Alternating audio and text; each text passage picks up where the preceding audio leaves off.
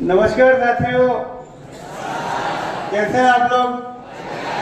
सबसे पहले तो मैं वंदन करना चाहूँगा समस्त शिक्षकगणों का, जिन्होंने मुझे यहाँ पर बुलाया और सम्मान प्रदान किया है। उसके लिए बहुत बहुत तहे दिल से आभार और धन्यवाद। और उससे भी ज़्यादा आभार करना चाहूँगा हमारे देश के भावी नौजवानों का, जो इस वक्त मेरे सामने बैठा है। आप तैयार हैं आगे जाने के लिए? धन्यवाद। देखिए, मैं यहाँ पर आया हूँ सिर्फ आपका थोड़ा सा समय लेने के लिए और आपको बताने के लिए कि जीवन इतना आसान नहीं जितना दिखता है। जीवन इतना आसान नहीं है जितना हम सोचते हैं कि भाई ठीक है, रोज सुबह उठे, स्कूल आ गए, घर चले गए, फिर स्कूल आ गए। इतना आसान नहीं है। जीवन में हमको तरक्की करने के लिए बहुत मुश्किलों का, बहुत समस्याओं का समाधान करना पड़ता है और सामना भी करना पड़ता है। जब जाके जीवन में हम कुछ स्थिति पर पहुंच पाते हैं। आज जो आपके शिक्षकगण हैं, वो कितनी समस्याएं, कितनी परीक्षाओं को, बाधाओं को पार करके जहाँ पे सक्सेसफुल हुए हैं, वो वही जानते हैं, या जो उनको उनके साथ वाले लोग हैं वो जानते हैं। तो मैं आपको और बताऊंगा इसके बारे में थोड़ी जानकारी। देखिए, जो 9वीं क्लास के बच्चे हैं उनके लिए पहला टारगेट होता है बोर्ड का, या जो कि 10वीं है। 10वीं में क्या होता है, समस्त सब्जेक्ट होते हैं जो हमको पढ़ने हैं और जिनमें अच्छे से अच्छे नंबर हमको लाने हैं। और आपका MP बोर्ड लगता है, सही है गलत? तो MP बोर्ड कुछ लोग ऐसे जिनको क्रॉस करना है और कुछ लोग ऐसे जो क्रॉस कर चुके हैं। जो 11th में वो क्रॉस कर चुके हैं, और जो 11th में उनको 12वीं क्रॉस करना है, और जो 9वीं में उनको 10वीं क्रॉस करना है। सही बात है गलत? सॉरी। तो देखिए, अपना जो जीवन का चक्र है वो चालू होता है स्कूल से और खत्म होता है नौकरी पे। उसके बाद में भी अलग अलग चीजें रहती है अपने पास में। तो जब हम विद्यालय में प्रवेश करते हैं, तो विद्यालय में प्रवेश करने के समय हमको 2-3 चीजों का ध्यान रखना पड़ता है कि हम अपने, सबसे पहले तो हमारे जो गुरुजन है उनका सम्मान करें। जितना ज्यादा हम गुरुजन का सम्मान करेंगे, क्योंकि गुरु ही भगवान है, ऐसा मुझे बताया गया और मेरा भी यही मानना है। तो कौन कौन इस बात में मेरे से सहमत है कि गुरु ही भगवान है? हाँ कि ना? सब लोग? धन्यवाद। तो अपने गुरुजनों का सम्मान करें सबसे पहले। उसके बाद में जो गुरु ने कह दिया वो पत्थर पे लकीर होना चाहिए। गुरु से आगे नहीं जाना, और गुरु ने जो कह दिया वो फाइनल है। जो गुरु ने बता दिया, जो ज्ञान दे दिया, और गुरु से जितना ज्यादा ज्ञान हो ले लेना चाहिए, ऐसा मेरा मानना है। अपने आप को, स्टूडेंट को एक खाली कटोरे के समान होना चाहिए, जिसमें गुरु जितना डाल दे प्रसाद के रूप में उस ज्ञान को लेना चाहिए और सम्मान के साथ में उस ज्ञान को सम्मिलित करना चाहिए अपने जीवन में और जीवन मूल्यों में। ऐसा मेरा कहना है। तो जो लोग 9वीं से, उनके साथ में तो यह है कि वो 10वीं अपना करें, अच्छे से अच्छे नंबरों से पास हो, समस्त सब्जेक्ट का ज्ञान लें, और फिर 11वीं में, 10वीं के बाद में कैरियर का एक बहुत इंपॉर्टेंट पड़ाव आता है जिसको हमको पार करना पड़ता है। 10वीं के बाद में क्या है बच्चों, ये 3 मेन शाखाएं हैं जिनमें आगे व्यक्ति का जीवन डिवाइड हो जाता है, स्टूडेंट का जीवन डिवाइड हो जाता है। वो है कला, वाणिज्य और विज्ञान। फिर विज्ञान में 2 शाखाएं हो जाती है, मैथ्स और बायोलॉजी। इतना पता है सबको? अच्छा, यहाँ पे मैथ्स के कितने बच्चे हैं अपने यहाँ पे 12th के? अच्छा, और बायोलॉजी के? अच्छा, ठीक है, बहुत अच्छी संख्या है आपके यहाँ पे बायोलॉजी की और मैथ्स की। तो देखिए, अपन 10वीं के बाद में बात करते हैं। पहले आता है आर्ट्स, साइंस और कॉमर्स। तो आर्ट्स के बाद में क्या है कि अपने पास में जो ऑप्शन है वो क्या हो जाते हैं, लिमिटेड हो जाते हैं। लिमिटेड का मतलब है कि अपने पास में जो ऑप्शन है वो क्या है, संक्षिप्त हो जाता है। उसमें क्या है कि हमको ज्यादा अपॉर्चुनिटी नहीं मिलती। अपॉर्चुनिटी का मतलब है कि ज्यादा हमारे पास में चीजें नहीं होती कि हम ज्यादा विषयों को चूज करके उसमें काम कर सके। आर्ट्स के बाद में एक BA का ऑप्शन रहता है। BA करके एक लाइन होती है कलेक्ट्री की, जो कि मुश्किल, अत्यंत मुश्किल सफर है, लेकिन उसका परिणाम बहुत अच्छा है, लेकिन वहां तक चलना बहुत मुश्किल है। तो BA करें आप, उसके बाद में कलेक्टर की तैयारी करें, आप सर्वोच्च पद पे पहुंच सकते हैं, लेकिन उसका रास्ता बड़ा कठिन है। लेकिन अगर आपको एक अच्छा रास्ता चुनना है, मध्यम मार्ग से, जो भगवान बुद्ध ने कहा था मध्यम मार्ग सबसे अच्छा है, न तो ज्यादा डाउन जाइए न ज्यादा अप जाइए, मध्यम मार्ग भगवान बुद्ध ने कहा था सबसे बढ़िया है। तो मध्यम मार्ग पर चलने के लिए अच्छा है, सबसे बढ़िया है। क्या 12वीं में साइंस लें सबसे पहले, बायोलॉजी या मैथ्स, कोई भी एक सब्जेक्ट चूज करें।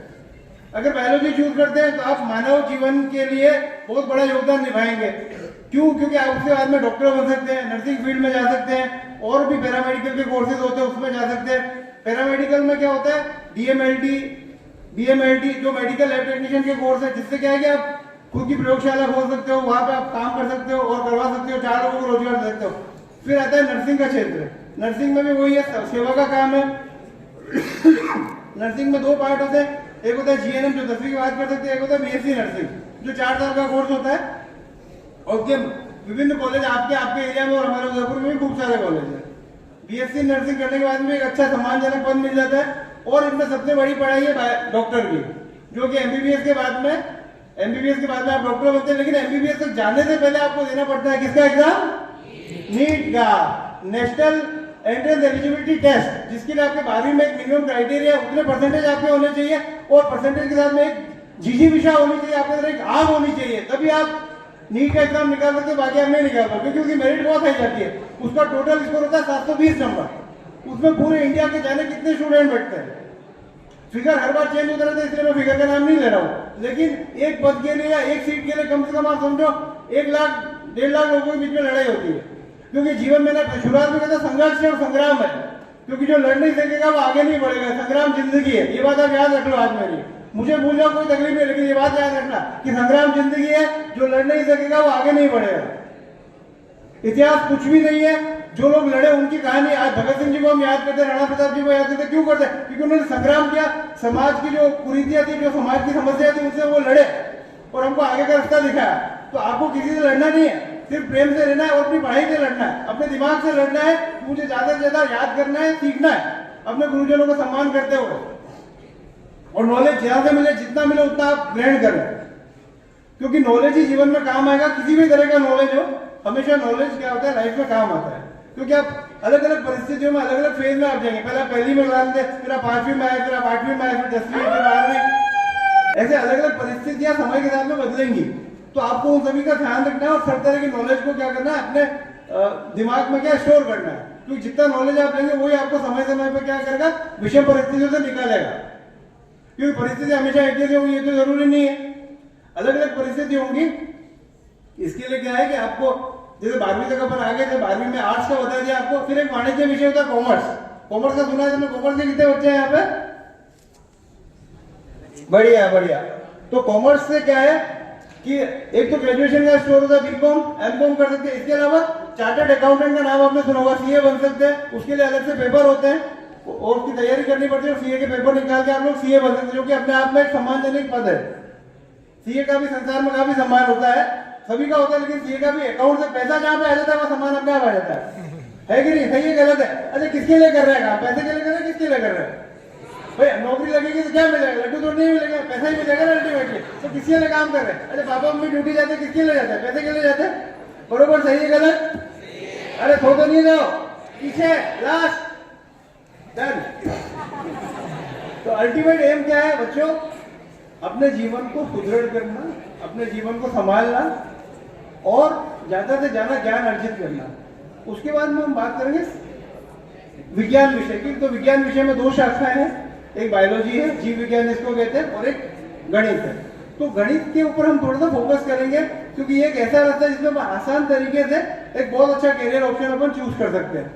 और गणित का जो पहला और आखिरी टारगेट है वो क्या? इंजीनियरिंग है। आप कहीं से भी करो इंजीनियरिंग, उससे कोई फर्क नहीं पड़ता है। लेकिन अगर आप इंजीनियर हैं, सबसे पहली बात तो अपने आप में एक सम्मानजनक पद होता है। जैसे वकील के आगे साहब लगता है, इंजीनियर के आगे साहब लगता है, लगता नहीं लगता? तो आपको बिना नौकरी के एक तो साहब मिल गया, पहला फायदा इंजीनियरिंग का। दूसरा कि इंजीनियरिंग करने से क्या, आपका ब्रेन का विस्तार होता है, आपको समस्त क्षेत्रों में जानकारी मिलती है। मैनेजमेंट हो, टेक्निकल नॉलेज हो, जीवन का परिचय हो, अपने आप के ऊपर काम करना हो, अपना कॉन्फिडेंस लेवल बढ़ाना हो। इंजीनियरिंग में सभी तरह की चीजों को सिखाया जाता है। ये मैं आपसे इसलिए कह देता हूँ क्योंकि मैं जिस संस्था से बिलोंग करता हूँ, उस संस्था में हम बच्चों की संपूर्ण विकास पे काम करते हैं। हर बच्चे के पास में कुछ न कुछ कमी होती है और हर बच्चे में कुछ न कुछ स्पेशल होता है। तो हम हर बच्चे का जो स्पेशल है उसको निकालते हैं, जो कमियां हैं उनको खत्म करते हैं। ये हमारे कॉलेज का या हमारी संस्था का नियम है, क्योंकि हमारी संस्थान में जो शिक्षक है वो अत्यंत पढ़े लिखे और उच्च से उच्च शिक्षा लिए हुए शिक्षक है, जिनको सब चीजों के बारे में पता है कि आगे क्या होगा, कंपनीज में क्या होगा, वो सारी चीजें। तो आपको उसके लिए कोई तनाव नहीं लेना है। जब आप 12वीं के बाद में तैयारी करते हैं, देखिए इंजीनियरिंग करने के लिए संस्थान बहुत सारे हैं, लेकिन मैं यहाँ पे बात करूंगा इंजीनियरिंग के अंदर इंजीनियरिंग के जो ब्रांचेस होते हैं उनके बारे में। संस्थान के बारे में बात नहीं करूंगा मैं, वो आपको खुद ही आइडिया लग जाएगा कि जो व्यक्ति अपने को इतना बता रहा है उसके संस्थान में कितना पोटेंशियल होगा, कितना नॉलेज होगा वहां पर फैकल्टी को। आपको मैं बताना चाहता हूँ इंजीनियरिंग के बारे में कि इंजीनियरिंग क्या चीज है। इंजीनियर की एक बहुत छोटी सी परिभाषा, engineer can create, destroy and reconstruct. Engineer वो है जो बना सकता है, बिगाड़ सकता है और दोबारा बना के बिगाड़ सकता है और बिगाड़ के बना सकता है। इंजीनियर के हाथ में सब कुछ होता है, क्योंकि उनको टेक्निकल नॉलेज भी है, मटेरियल का भी है और सॉफ्टवेयर का भी है। तो सारी चीजें क्या होती है, अलग अलग तरीके से क्लासीफाई होती है। आजकल एआई का जमाना आ गया। एआई का नाम सुना है तुमने? क्या होती है फुल फॉर्म? Artificial intelligence. और चैट जीपीटी का नाम सुना है? लेकिन ये बना के सब इंजीनियर के बेस पे ही बना है।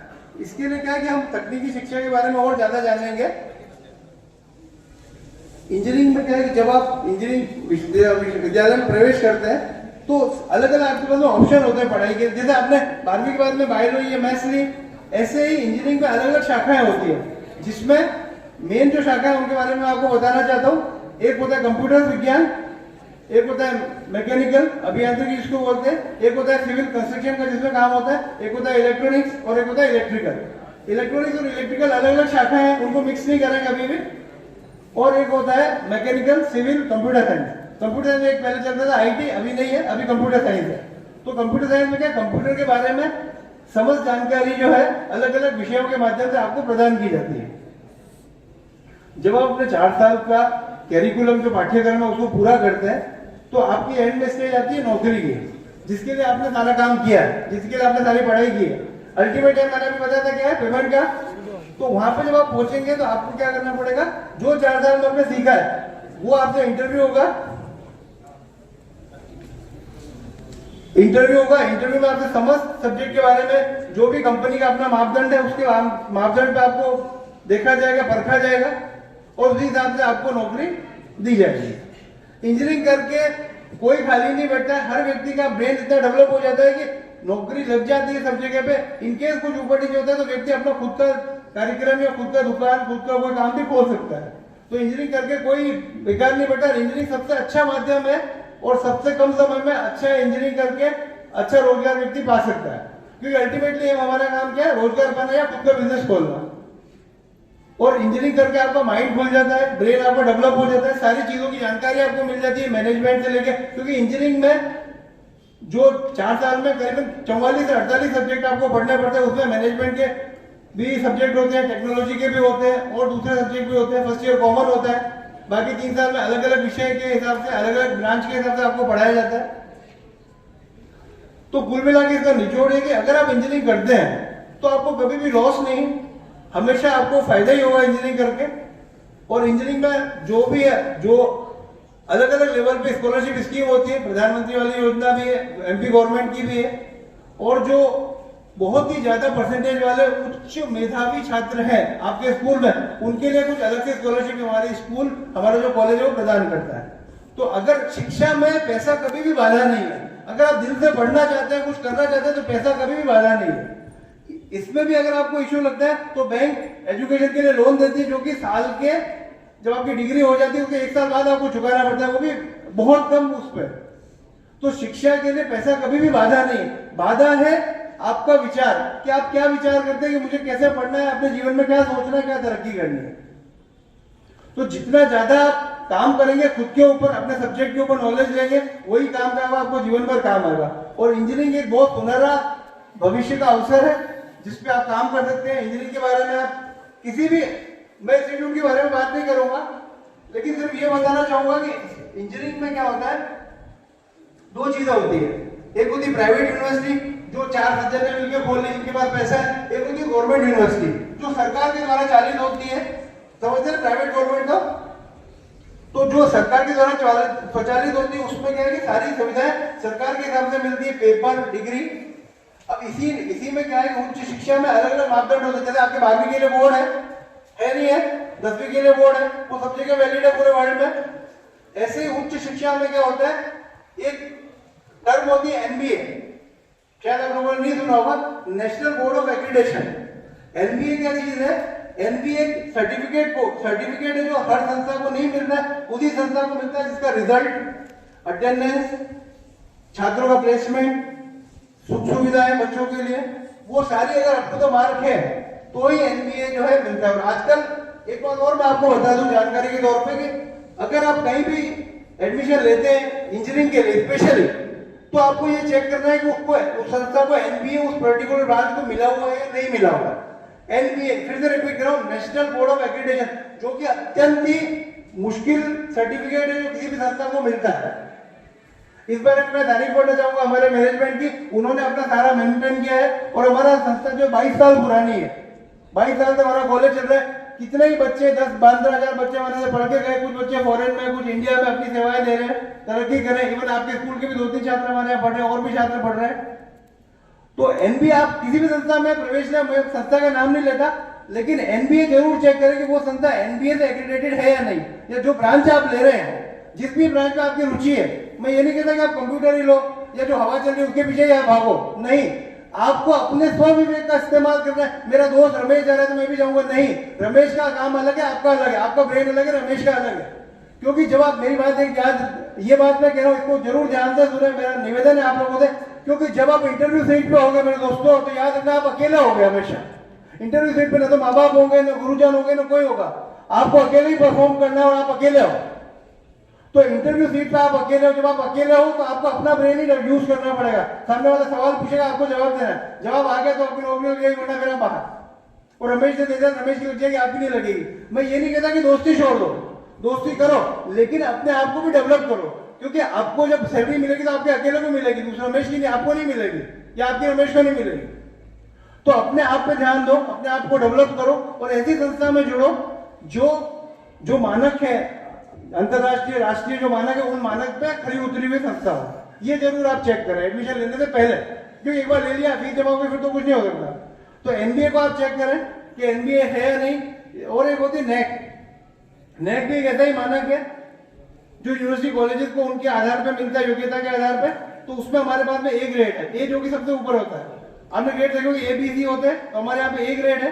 तो हमारा कॉलेज एनबीए और नेक एक्रेडिटेड है, सारी सुविधाएं हैं। 22 साल से हमारा कॉलेज रनिंग है, कितने ही बच्चे पढ़ चुके हैं। इसके अलावा और मैं एक जानकारी आपको देना चाहता हूं कि अगर आपको ऐसा लगता है, देखो जैसे ये ऐसे व्यवधान, ऐसे जीवन में व्यवधान बहुत सारे आएंगे, तो उनसे हमको पार करना है, उनसे आगे निकलना है, जब हम तरक्की पे आगे बढ़ेंगे। तो अगर आप चाहते हैं कि मैंने, जैसे बायो आपने ले ली, सपोज करो, प्लीज 2 मिनट और लूंगा मैं आपके, फिर मैं इजाजत लूंगा, मुझे भी जाना है आगे। देखिए, और मैं आपको एक बात बता दूं, तकनीकी शिक्षा के बारे में जानकारी मैंने आपको दे दी। अब अगर मान लो किसी ने 12th में बायोलॉजी ले लिया, लेकिन बायोलॉजी पास कर लिया 60%, 70%, 80%, लेकिन उसको लगा कि नहीं यार मुझे कंप्यूटर में जाना है, तो बायोलॉजी करके आप या तो नीट की तैयारी करो, या आप नर्सिंग में जाओ, या डीएमएलटी एमएलटी वाले फील्ड में जाओ। लेकिन फिर भी आपको ऐसा लगता है कि नहीं यार मुझे कंप्यूटर फील्ड में जाना है, कंप्यूटर में मेरा इंटरेस्ट है, मुझे सीखना है, तो उसके बाद में एक और कोर्स होता है BCA, bachelor of computer application, जो कि 3 वर्षीय कोर्स है। वो भी हमारी संस्था में संचालित है, गवर्नमेंट यूनिवर्सिटी। हमारा कोई भी कोर्स प्राइवेट यूनिवर्सिटी से या प्राइवेट यूनिवर्सिटी हमारी नहीं है, हम लोग सरकारी सिस्टम के अंतर्गत चलते हैं, और सरकारी सिस्टम से हमारा सारा सिस्टम चलता है। उन्हीं के नियम, उन्हीं की डिग्री, उन्हीं की वैलिडिटी। और एक और मैं आपको जानकारी दे दूं, जो इंस्टीट्यूट एनबीए नहीं है, उसकी डिग्री फॉरेन में वैलिड नहीं रहेगी। ये बात आप अच्छी तरह से पता कर लीजिए। एनबीए इंस्टीट्यूट की डिग्री फॉरेन में वैलिड है। अगर आप सिविल में बीटेक करते हैं और आपका इंस्टीट्यूट एनबीए नहीं है, तो वो डिग्री फॉरेन में वैलिड नहीं रहेगी। ये जानकारी कोई नहीं देता है। मैं यहाँ पे आया हूं तो आपको जानकारी देने के लिए, इसलिए मेरा नैतिक कर्तव्य है कि मैं आपको जानकारी प्रदान करूं। तो बायोलॉजी करके भी आप अगर टेक्निकल फील्ड में जाना चाहते हैं, तो बीसीए का कोर्स है 3 वर्षीय, उसको करके भी आप कंप्यूटर में एंट्री ले सकते हैं। कंप्यूटर के सारे सब्जेक्ट पढ़ाए जाते हैं, कोई प्लेसमेंट होता है, सब कुछ होता है। और हमारा जो बीसीए प्रोग्राम चलता है वो under the umbrella of BTech चलता है, क्योंकि जो कंपनियां, जो तकनीकी ट्रेनिंग होती है बीटेक के लिए, वही बीसीए वाले बच्चों को भी हम प्रदान करते हैं। तो आपको बीसीए में कोई लॉस नहीं है। बीसीए का स्ट्रक्चर भी इतना हाई नहीं, इतना इंजीनियरिंग का रहता है, और स्कॉलरशिप वगैरह सारी रहती है, तो फीस भी ज्यादा नहीं है। तो अगर आपको ऐसा लगता है कि मुझे बायोलॉजी करके भी तकनीकी शिक्षा में आना है, तो आप बीसीए के अंदर आ सकते हैं। इसके अलावा और कोई आपका भाई बहन हो जिसने बीसीए कर रखा हो, तो अपने पास में एमसीए और एमबीए मैनेजमेंट के प्रोग्राम भी है, उनके बारे में भी आप बता सकते हैं। तो ये सारा कुछ मैंने थोड़ा बहुत आपको जानकारी देने की कोशिश की। इसमें ध्यान केवल ये रखना है, एनबीए और नेक, जिस भी संस्था में आप एडमिशन लें उसमें एनबीए और नेक को जरूर देखें। ये मेरा निवेदन है आपसे। नहीं चाहे तो नोट कर लें, NBA, national board of accreditation, और नेक, ए ग्रेड। जितना बड़ा ग्रेड होगा उतने ही ज्यादा आपकी डिग्री की वैल्यू होगी। आपके आसपास में और यूनिवर्सिटी कॉलेज होंगे, मैं उनके बारे में नहीं कहता, लेकिन आप एनबीए और नेट जरूर चेक करें। वो ठीक है, वो आपको देखना है। तो जीवन में क्या है कि आपको आगे बढ़ना है, तरक्की करनी है, तो अपना लक्ष्य निर्धारित करना है, और लक्ष्य की तरफ एक एक छोटा छोटा स्टेप बढ़ना है। अपना गोल डिसाइड करें और उसकी तरफ बढ़े कि मुझे जीवन में क्या करना है। आज जाके घर पे जाके 5 मिनट शांति से बैठ के सोचें कि मुझे क्या करना है जीवन में। और अपने जो भी गुरुजन है, जो भी अपने बड़े भाई है, माता पिता है, उनका सम्मान करें सदा, उनसे ले। और अगर आप कैंपस विजिट करना चाहते हैं, गीतांजलि आना चाहते हैं, तो मोस्ट वेलकम है आपका। आप कैंपस देखें पहले, उसके बाद में अपना निर्णय लें। जब छुट्टियां हो जाए, जब आपके पेपर हो जाए, तो आप उदयपुर पधारे। आपका स्वागत है मेरे विश्वविद्यालय में, विद्यालय में। क्योंकि विद्यालय ही कहता हूं मैं, क्योंकि हम सभी अभी स्टूडेंट ही, आप भी और मैं भी। मैं जीवन के में हूँ, आप स्कूल के में। सभी विद्यार्थी सभी सीख रहे हैं, हम भी रोज सीखते हैं। तो अपना एटीट्यूड ऐसा रखें कि रोज सीखने का रखें, अपने गुरुजनों का सम्मान करें, सबसे ज्यादा माता पिता का करें, और ज्यादा से ज्यादा तरक्की करने की कोशिश करें। लेकिन उसके पीछे अंधे नहीं हो, प्रेशर नहीं लें दिमाग में, कूल रहें और ज्यादा से ज्यादा सीखने की कोशिश करें। जितना ज्यादा आप सीखेंगे उतना ज्यादा आपको नॉलेज मिलेगा, उतना ज्यादा आप तरक्की करेंगे। अब इसके बाद में क्या है कि शिक्षा के बारे में मैंने आपको बता दिया, एनबीए के बारे में बता दिया। जितनी भी तकनीकी शिक्षा है उसका आधार है ज्ञान, और जीवन का आधार भी ज्ञान है। तो दोनों चीजों का आधार एक ही है। तो जितना ज्यादा आप उस पर चलेंगे उतना ज्यादा सीखेंगे, तरक्की करेंगे। तो इन्हीं शब्दों के साथ में अपनी वाणी को विराम देते हुए आप सभी का पुनः धन्यवाद करते हुए आप लोगों की इजाजत दूंगा। आप लोग अपना तरक्की करें। All the best.